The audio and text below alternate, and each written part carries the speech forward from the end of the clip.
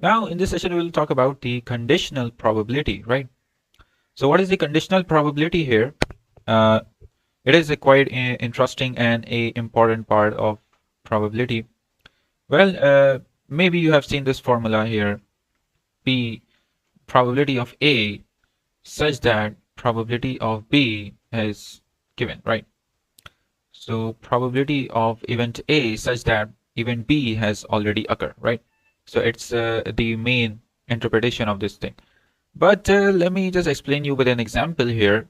So let's say I have the sample space of 8 dice, right? So S is equals to, so a dice, when you roll a dice, you have the 6 outcome, right? You can have a 6 outcome. So I have this sample space here, and let's say from this I drive some more, and in A I have this, let's say 2, 4, 6, and from this I can drive it B 3, 4, 6, right? So I have these two events A and B that are derived from this sample space, right? So I have to find out the probability of event A such that event B has already occurred. Now, if I just calculate it directly, so how are you gonna calculate it directly? I can calculate it like, you just have to ask a question to yourself. How much of an A is in B? How much of A is in B, right? How many elements of A are present in B? Just give me that answer. You can say that this is 2 and 4 and 6. Here is 4 and 6. These two events are present in B.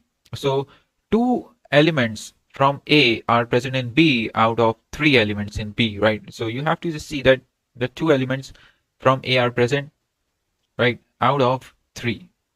So this is a simple trick to find out the probability, right? Now I will go with the formula. Let me explain you with the formula. So if I just write this formula,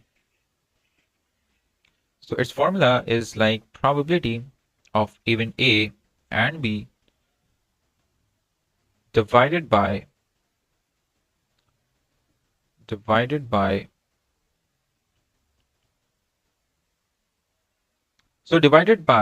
probability of B, right? So this is the formula of a conditional probability, the probability of A and B and probability of B, right? In a more simpler term, if I write this probability of A and B, so it is actually a probability of event A intersection event B, right? So it is actually A and B is all actually an intersection between the two events, right? So now let's say you can say that two of the values are in B, right? So we can say that if two of the values from A are in B, so we can say that out of these 6 events in the sample space, we have these 2 events that can happen with A. So we have like, okay, so we have this thing like P and A. So we have like 2 and total events are 6, right? So we have like 2 events from A out of these all these 6. So we have this 2 by 6 divided by, so I have to just divide it with the probability of B. What is the probability of B? In B we have 3, 4, 6. So there are 3 elements out of these 6 and we have like 3 divided by 6, right?